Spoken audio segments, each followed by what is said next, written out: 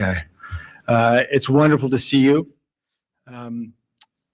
Minister Chaudhary, Minister Anand, High Commissioner Patnaik, and High Commissioner Cooter, distinguished university leaders, partners, and guests. It's a beautiful day in Mumbai, and it's a wonderful day to be a Canadian in India. It's also a new day in the relationship between our two countries. My name is Gabriel Miller, and I'm the President and CEO of Universities Canada, and I am honored to join you here and help launch the next chapter in the Canada-India partnership, surrounded by the energy and ingenuity represented in these research exhibits. As our countries embark on this journey, there's nothing more fundamental to the bond between us and nothing more potential, with more potential to improve the lives of our citizens and the prosperity of our communities than high-quality education and research.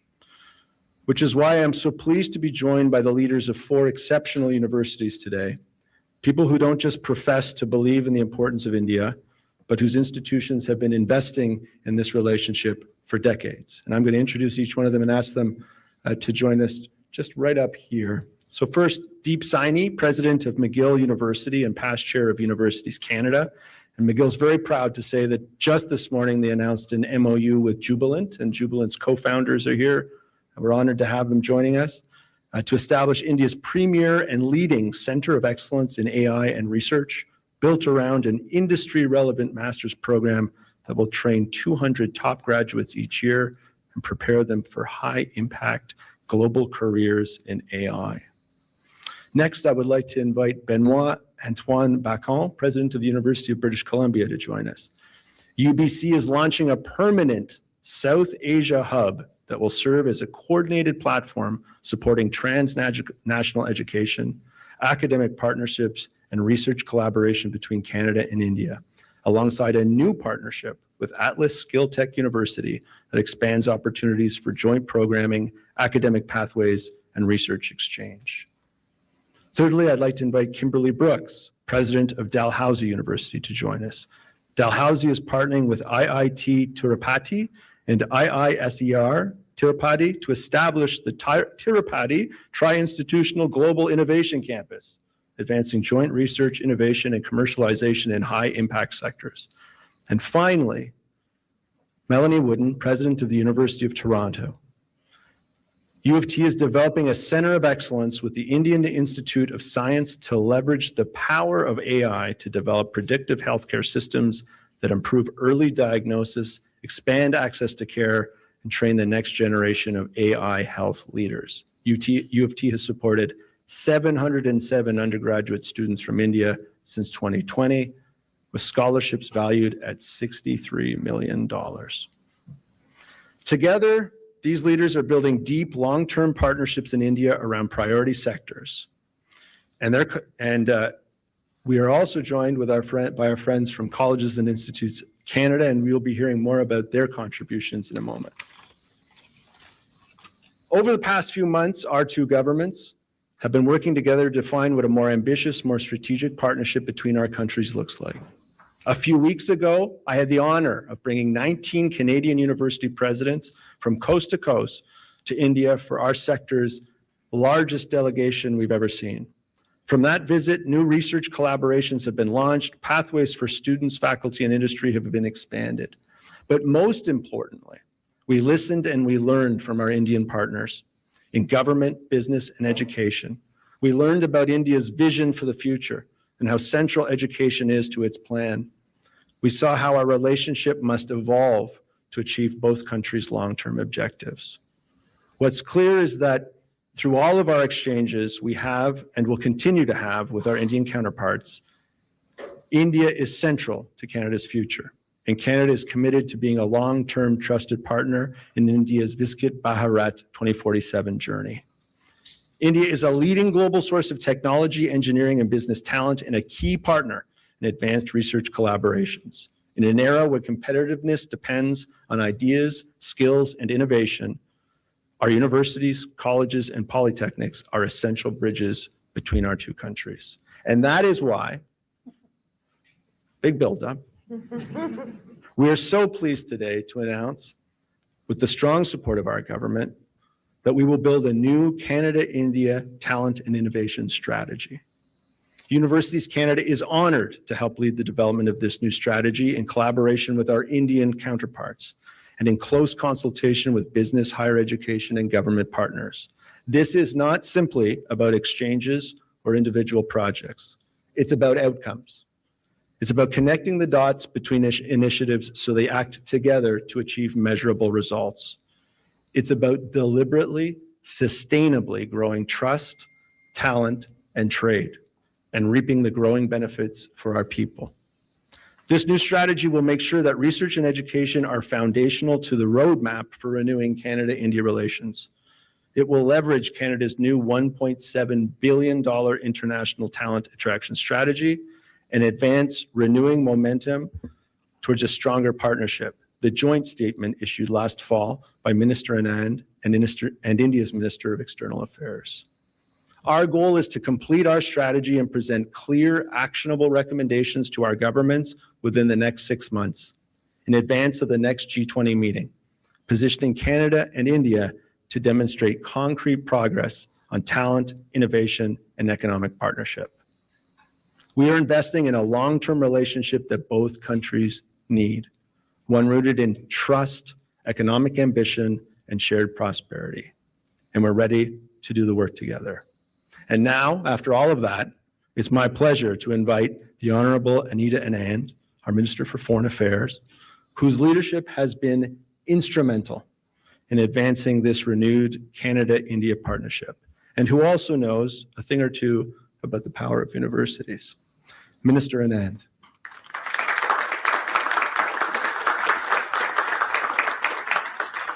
Donc, merci beaucoup. C'est un grand plaisir de vous voir cet après-midi et aussi d'avoir une opportunité pour avoir une conversation sur l'importance de l'éducation et nos institutions ici et dans notre pays aussi. I'd like to take a moment as well to welcome two important individuals in the room, Premier Susan Holt and Premier Scott Moe, both representing the Canadian premiers here in India, and also premiers of provinces with leading educational institutions. Premier Holt and Premier Moe, thank you for being here with Team Canada, not only in this session, but for this visit. Donc, c'est un grand privilège pour moi d'être ici, comme j'ai dit. India is one of the world's greatest centers of learning and talent and innovation. I was a professor for 22 plus years before deciding to throw my hat in the ring to run for public office. And I was a tenured and chaired professor at the University of Toronto. Melanie, I hope things are going well back at home. It seems like they are. I also have a degree from Dal and was a professor at Queen's with President Kim Brooks, now at Dal, and so it seems like my peers went one way and I went the other way into public office. And of course, Deep and Benoit, your institutions and your work precede you both as well. So thank you all for representing Canadian universities. We have leading educational institutions in Canada, and developing this partnership with India will be good for students, faculty, research, the innovation pipeline, and the broader economy and economic advantages that we can undertake bilaterally. So thank you so much. Comme on a dit, c'était en octobre. Nous avons décidé et signé un partenariat avec l'Inde sur l'éducation. Et il y a une roadmap maintenant. C'est nécessaire d'avoir une voie pour la coopération entre nos deux pays. And as I indicated, education bleeds into other areas. Education is the fundamental foundation of a pipeline that leads into a number of other sectors of the economy.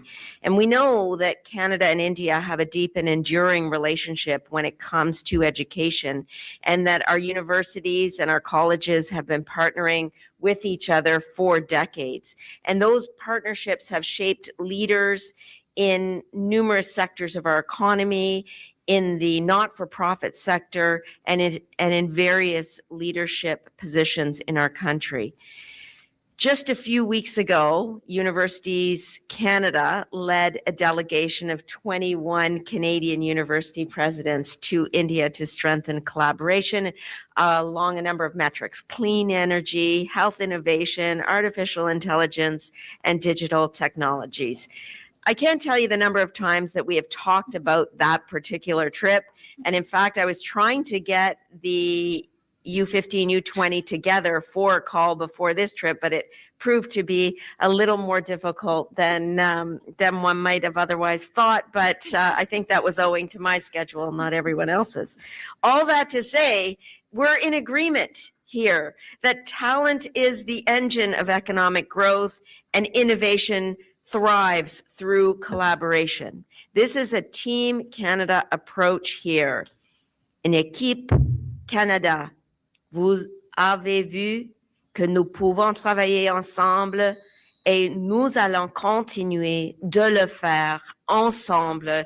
Les universités, le gouvernement du Canada vont être ensemble pour nos étudiants, nos institutions et nos partenariats bilatéraux avec tout le monde. And at its core, the talent and innovation strategy sends a clear message that Canada and India are committed to working together openly, collaboratively, and ambitiously to develop the talent and ideas that will shape the future. And our bilateral collaboration is already fueling the talent engine. I want to give you just two examples.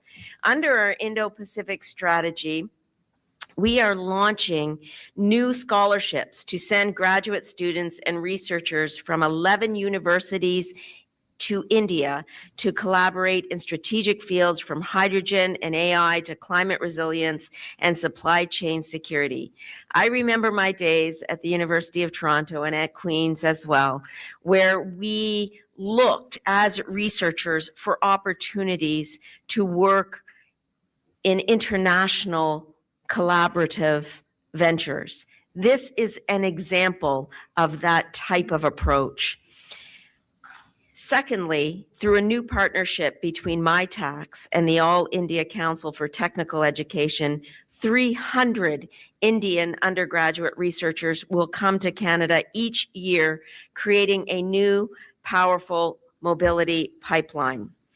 So all of this to say that Canada's universities are frontline partners in India's growth story, not only Canada's growth story. Dual degrees, faculty exchanges, multidisciplinary mobility programs, Canadian and Indian universities are forging one of the most extensive collaborative academic networks anywhere in the Indo-Pacific. And in recent weeks alone, dozens of agreements between institutions from both countries have been signed or expanded across areas ranging from climate resilience to digital innovation and agriculture. And when I say agriculture, I know that Premier Mo's eyes light up. We are building world-class universities with leading Indian industry players. We are unfolding a flagship AI foothold in India's fastest growing innovation market with McGill University's new partnership with the Jubilant Bhartiya Group, as you mentioned. These partnerships matter because education is more than academic exchange. It is the cornerstone of economic diplomacy. It builds trust, it opens doors across sectors, and it lays the foundation for long-term cooperation. I want to thank each and every one of you for the contribution that you make to furthering the India-Canada relationship, and in particular, for your recognition that education fuels growth, education fuels success, and education will ensure that our country's leaders and students cooperate and thrive together for decades and decades to come. Merci beaucoup. I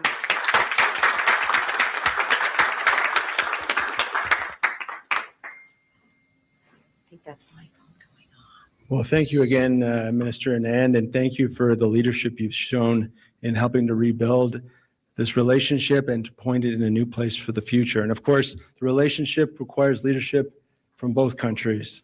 And so we're so thrilled to have our next speaker with us, Minister Jayant Chaudhary. Yeah, thank you. I practiced that for a few minutes before we started. The Union Minister of State for Skill Development and Entrepreneurship. It's my privilege to invite you to say a few words.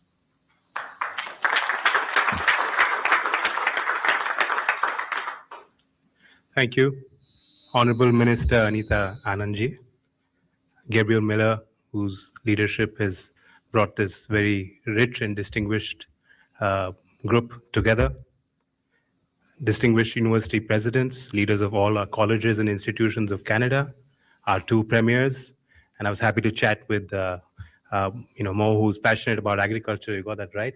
In just a 2-minute conversation, from drones to tractors to what farming his family has been doing, we got into some good details. It is indeed a privilege to join you on this important occasion as we launch the India-Canadian Talent and Innovation Strategy. Right Honorable Prime Minister Carney's visit to India reflects the renewed momentum in our bilateral ties.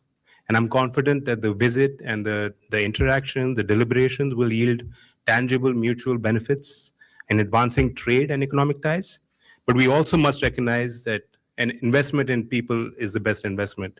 And education has always been the enduring pillar of our relationship between our two countries, our two people.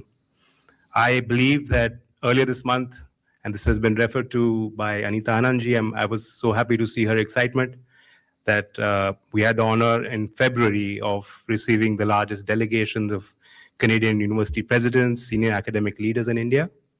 And I'm sure a lot of the conversations that were started, a lot of the thoughts have now gotten to a point where perhaps during the deliberations over the next few days, we can close some of those discussions and move forward.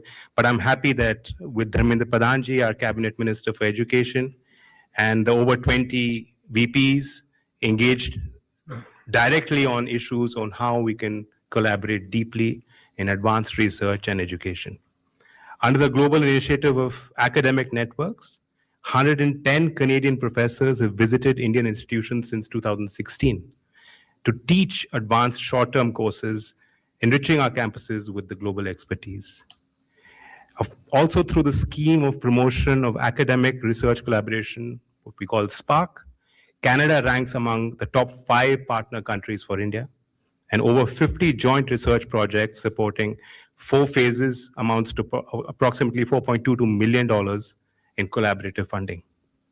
These projects span priority areas as energy, water, sustainability, circular economy, advanced materials, and next generation computing. We've spoken about AI. It definitely is a flavor of today, and it perhaps is going to influence a lot of our decisions together in the future. I'm happy that this foundation is now expanding into an even more integrated partnership, one that connects higher education with research, skills, entrepreneurship, and the most important feedback loop, which is industry. Under the visionary leadership of our Prime Minister, Honorable Prime Minister Narendra Modi ji, and guided by our Progressive National Education Policy 2020, we in India have embarked on a comprehensive transformational journey in our educational landscape.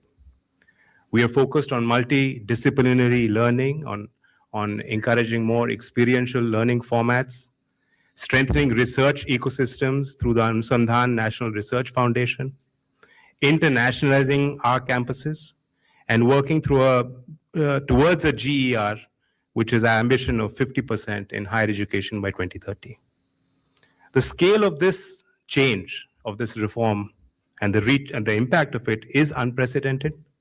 And it calls for partnerships that are ambitious, credible, and forward-looking.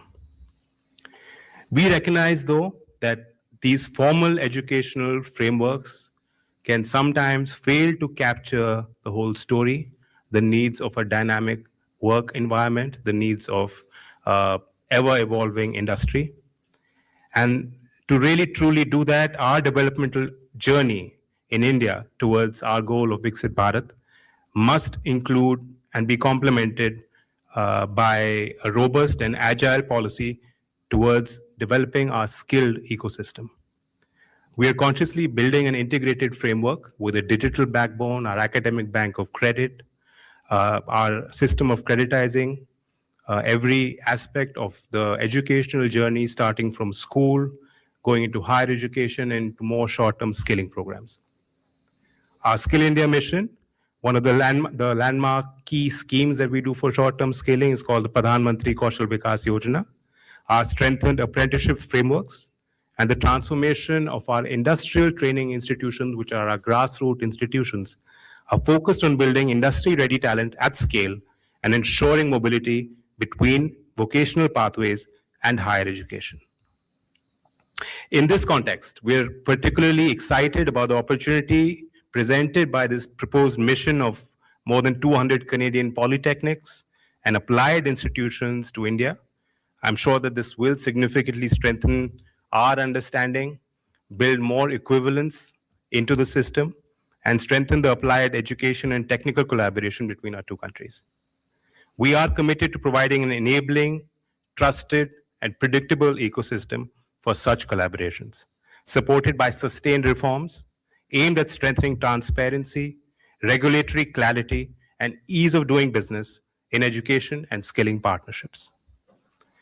India recently hosted the AI Impact Summit, bringing together global leaders to deliberate on the responsible and inclusive deployment of emerging technologies. And the key word there is impact. And as I said this many times ad nauseum, that this is not just simply an AI summit for opportunity or profit. It is about how these technologies can be harnessed for public good, global public good. This underscores our commitment to preparing India's workforce for the next frontiers of AI, advanced manufacturing, clean energy, quantum technologies, digital systems, and next generation communications. Our sustained investments in STEM education, and in India, we've been very pleased that women participation in our education system in STEM is particularly very encouraging. In our centers of excellence in AI, research parks, our innovation clusters are complemented by targeted skilling reforms and focused efforts in harnessing AI through initiatives such as Skilling for AI Readiness, which is a new campaign that we launched recently. I would like to say that the India-Canada Talent and Innovation Strategy is timely and it will be consequential. Its 4 pillars, embedding Canadian capability in Indian priority sectors, translating knowledge and talent into economic outcomes, deepening and rebalancing two-way mobility, and demonstrating credibility through speed and delivery, resonates strongly with our national priorities. These initiatives, combined with India's expanding education and innovation ecosystem and Canada's strong research and applied learning ecosystem, creates a mutually complementary and forward-looking partnership. India stands ready to work with Canada to build globally competitive talent, deepen research collab, strengthen skills mobility, and foster innovation that addresses shared global challenges. Henry Ford once said that coming together is a beginning, staying together is progress, and working together is success. And it is in that spirit that we see this partnership not just as an education initiative, but it's a shared investment in our shared future. Thank you. Well, thank you very much for your thoughtful remarks, and thank you for the image of a Indian cabinet minister and the premier of Saskatchewan talking about drones and tractors. That's what makes this event so great. It's bringing people together to create new conversations and partnerships. Finally, to bring today's event to a close, I'm very honored to invite our friend and partner, the president and CEO of Colleges and Institutes Canada, Pari Johnston, to come forward, make a few short remarks, And then I invite the ministers to lead us in a lamp lighting ceremony. Pari.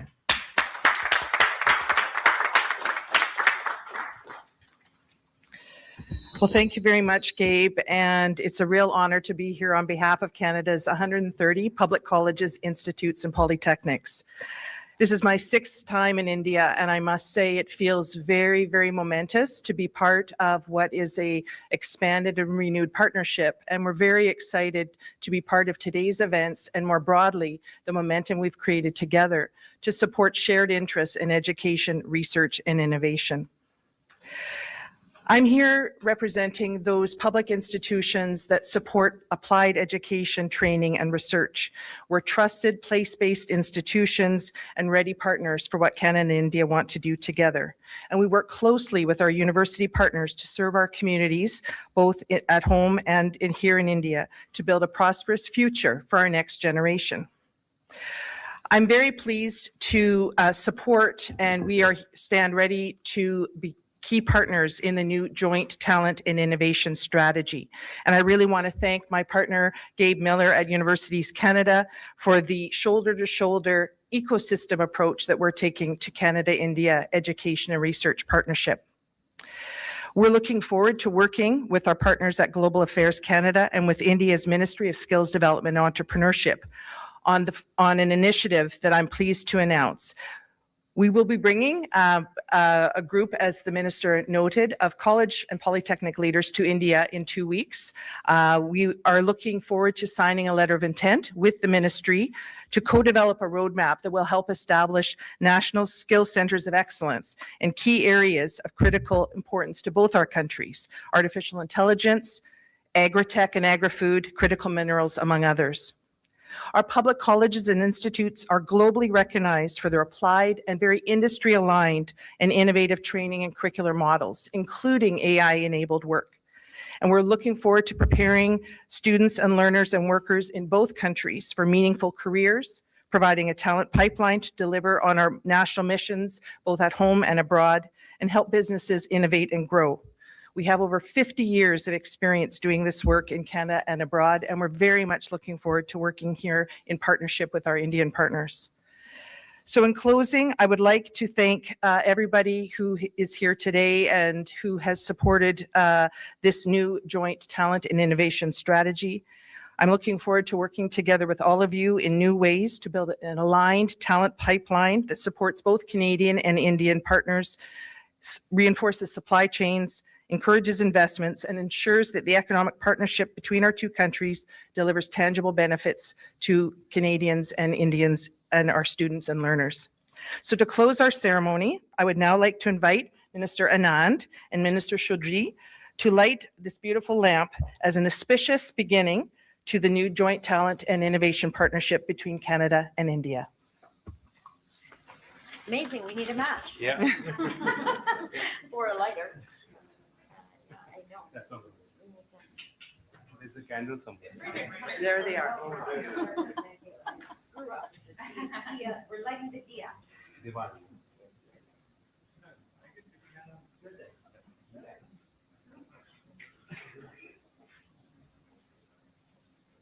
You want to manage? Just going around? I'll do two. Why not? I could do one. See if I have the skills that our minister does.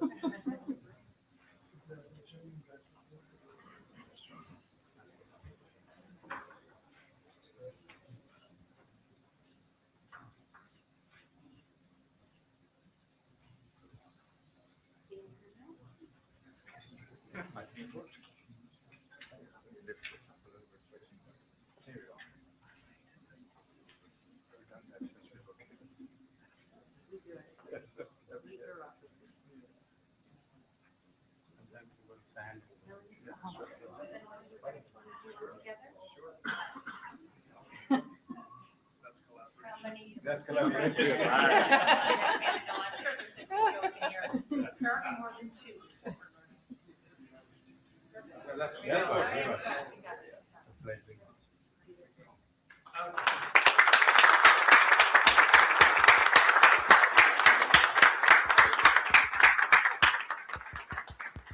Here you see leaders from 4 of Canada's great post-secondary institutions lighting a Diya together with the Government of Canada, Universities Canada, representatives from colleges and universities. It is truly, and polytechnics, truly an indication of the collaboration that has occurred and the collaboration yet to come. Thank you so much for being here.